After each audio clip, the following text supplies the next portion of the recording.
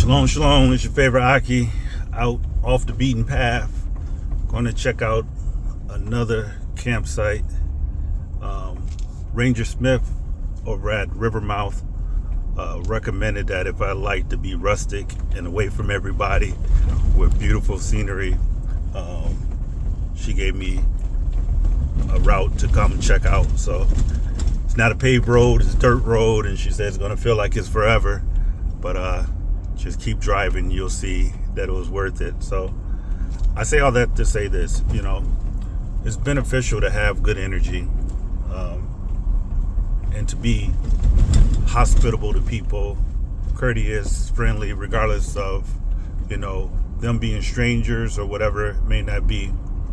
It would have been easy for me to come up here. This was stretching out of my comfort zone, even going to Rivermouth. But I got there, and the ranger, we had some pleasant conversation. And she recommended, off that conversation, she went out her way to make sure that I knew some other spots to go to. And the thing about it is that she didn't have to do that. Meaning, like, this site that I'm at, it's a paid site. I have to pay to be there. The sites that I'm going to, it's free.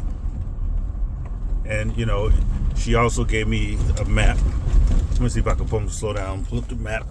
See this. So much seat. So she said you can't use your GPS.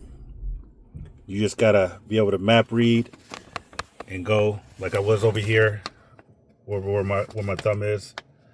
And I'm coming and I'm going up to the top where these campgrounds at.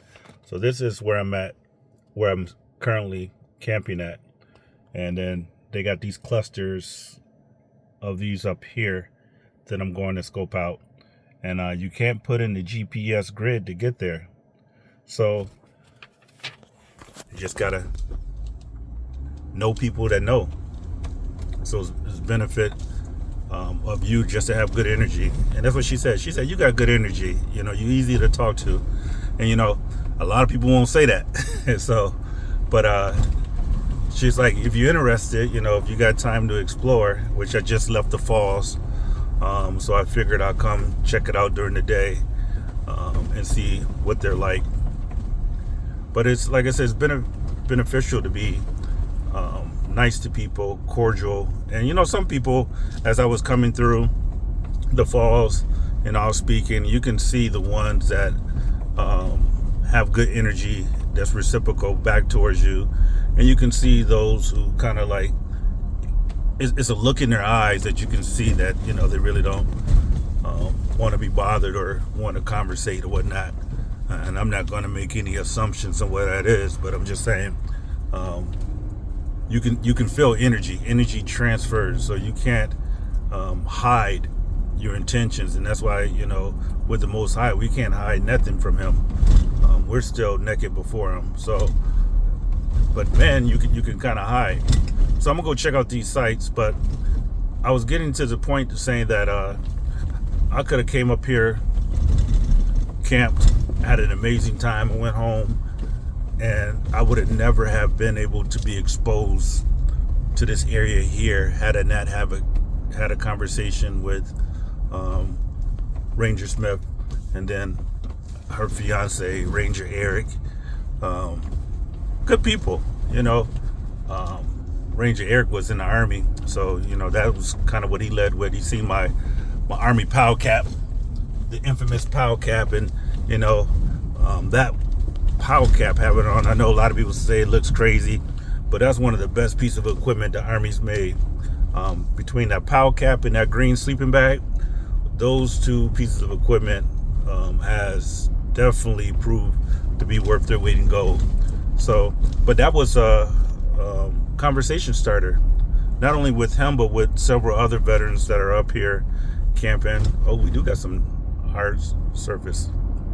I'm on County Road 500, and I would have never known to get on this road had I not met her. And I would have been closed off to so many different possibilities for opportunities to just be remote And this is, when you talk about remote, this is remote. I mean, you don't have to worry about no RVs. Like when I first started the book up here in the UP, they had a few RV parks. And I was like, that's just the wilderness version of a city where people get in there and you got neighbors, within, 2 feet of you, because they try to pack as many in as possible. I guess the hardball was short-lived, back to the dirt. But so it's like you're so close to each other, and it didn't feel like it was going to be out there having a true wilderness experience. And I'm sure it will be fun for those who are into that. But for me, I want it to be off and about. So, and it feels free, a part of it, like, man, where are you going? And, do you know what's up there? Or, could there be bears, or could there be people that have ill intent? But, Abba didn't give us the ruck of fear, but a power and a sound mind. So, and with that power and a sound mind, he gave me training to use my 9. So, just got about 100 rounds. Just joking. People have been up here, been pretty friendly or standoffish, but people don't approach you if they don't want to talk to you. But I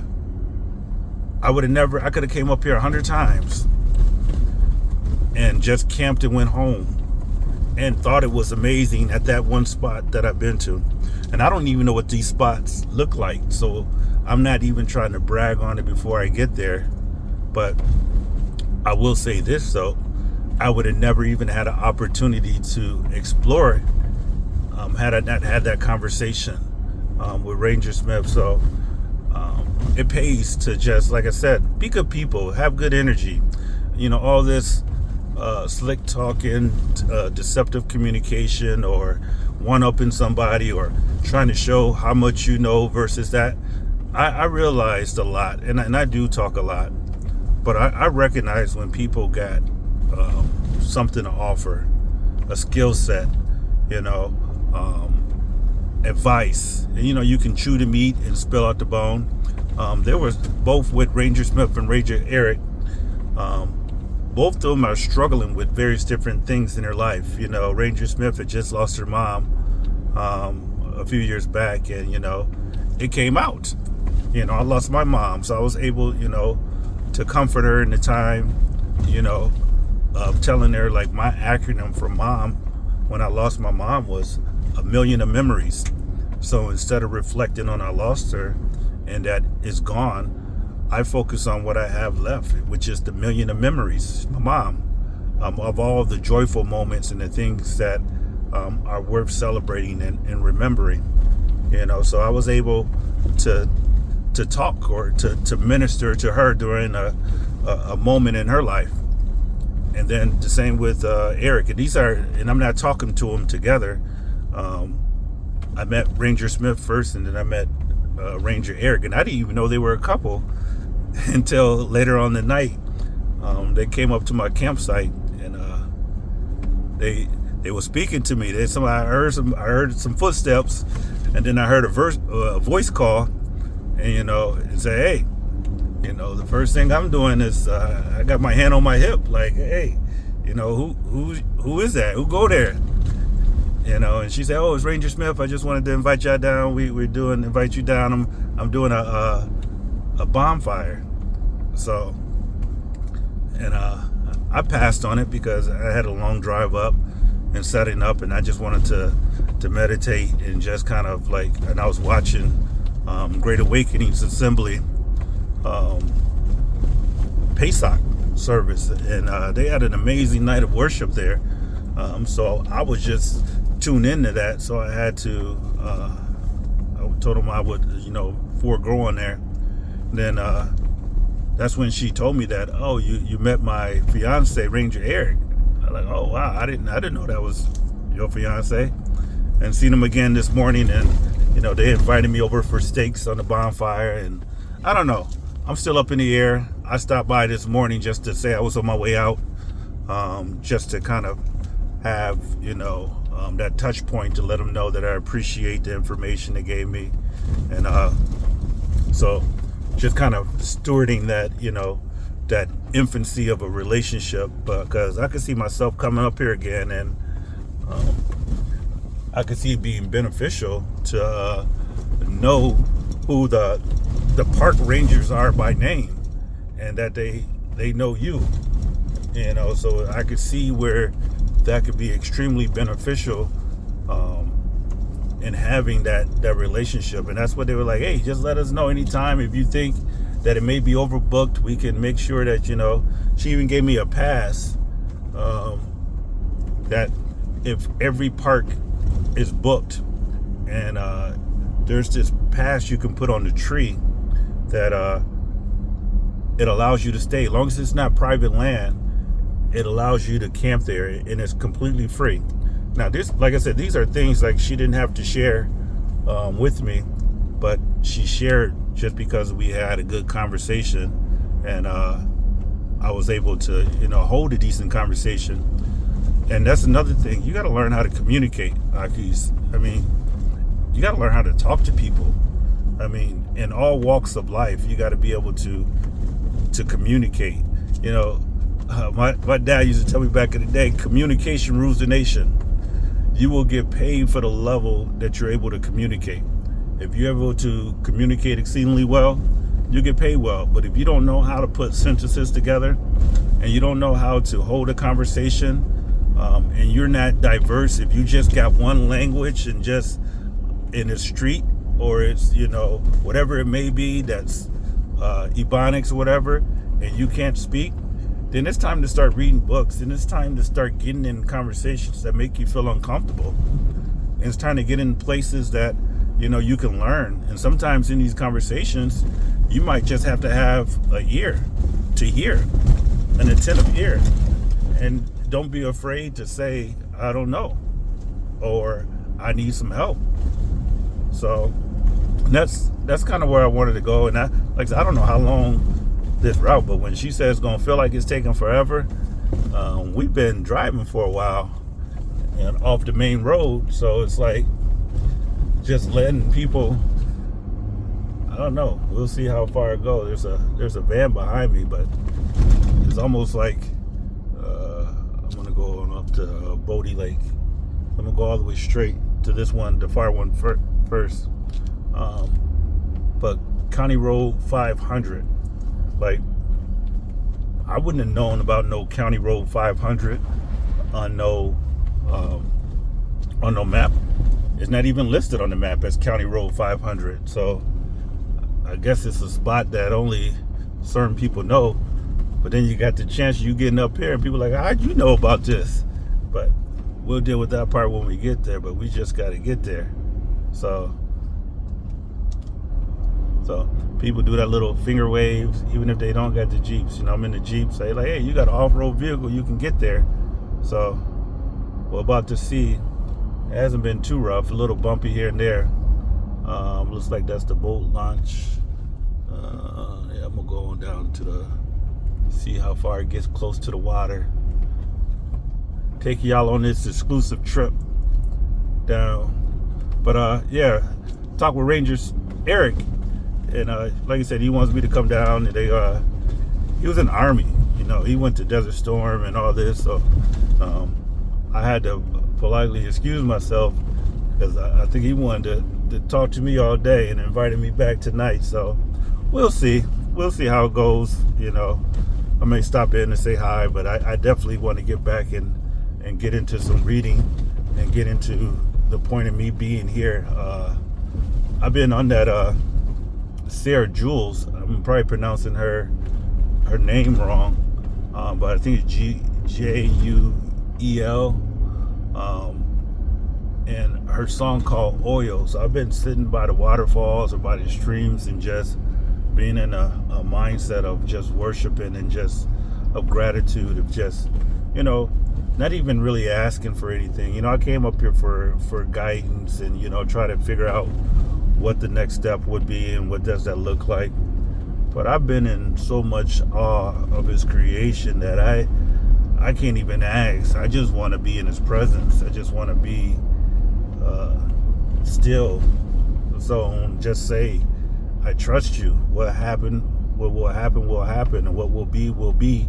And that Romans 8:28 will be true. Like whatever does happen, it's going to be working for my good. And instead, stop trying to bring it forward where I understand and see it before it happens. Just be a willing participant of things. And, that's how it is. And, I'm going to go to let's do right. We're going to do right. Let's go right. Yeah. Do the right thing. In a book, The Alchemist, it was talking about people being on their personal ledger, being on their journey, and I think that's one of my favorite books is The Alchemist. And some people may not understand because it's very abstract. It doesn't give you the answers. It shows you the journey along the way for you to be able to assess where you are and like all things being connected. So one of the main characters in The Alchemist is this guy called Santiago. He's the one that's on the journey, and he's trying to find out his personal ledger. His personal ledger is just his purpose in life and just understanding. Look at this. I've been off the beaten path for a while, but he's trying to find out his personal ledger, his purpose for being. And the king Melchizedek was his guide, his advisor. So Melchizedek, he was asking Melchizedek to tell me, will I find my purpose? Will I find the reason why I'm here? And Melchizedek told him to enjoy the journey. And he's like, well, if you all knowing, why won't you tell me? And Melchizedek responded with some jewels, with some wisdom in there. He's like, let's say that there's something that's bad that's going to happen in your future, and I were to tell you now, you will suffer from now until the time that it happened. So you're going to be prolonging or extending your suffering by knowing before, because now you can't even enjoy the present because you understand that something bad is coming in the future. And he said, let's explore the other option of it. Let's say I have something that's exceedingly wonderful and that's going to be an extreme blessing for you, and it's going to be one of the best things that you could experience. He says, if I were to tell you about it now, you wouldn't truly appreciate it, when it came. You would think it was just, here it is, it's finally here. So he says, whether it's bad or whether it's good, let the future deal with the future, and then you enjoy the present, like the journey along the way. So I guess that's my message to myself, right there. It's just kind of like, enjoy the journey. Don't try to have the foresight to know in advance whether it's good or bad. Just, that's what it talks about in scriptures. Don't worry about look at the grass, the flowers, and the lilies.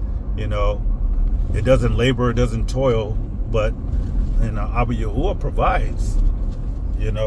So how much more is he going to do for those who we call sons? So our job is just to make sure we as Akis are doing what we're supposed to be doing, that we staying on that narrow path. See, this path is narrow. Like there's not a lot of cars. Like on the highway, you'll see in the city, you'll see so many different people traveling, and they'll be passing by you, and it's so congested. But on the narrow path, look, on this narrow path, and I'm gonna stop and get out. I'm gonna show you on the narrow path. I'm gonna see all the traffic that's on the narrow path. See, on the narrow path, it won't be congested. So stay on your narrow path, because it's crowded. And I used to always say, and I'm gonna end up wrapping this up. I was trying to show y'all the campground. I might have to come back on and put that on later. But the thing about it is, like, I just got to make sure that you stay, you don't get off on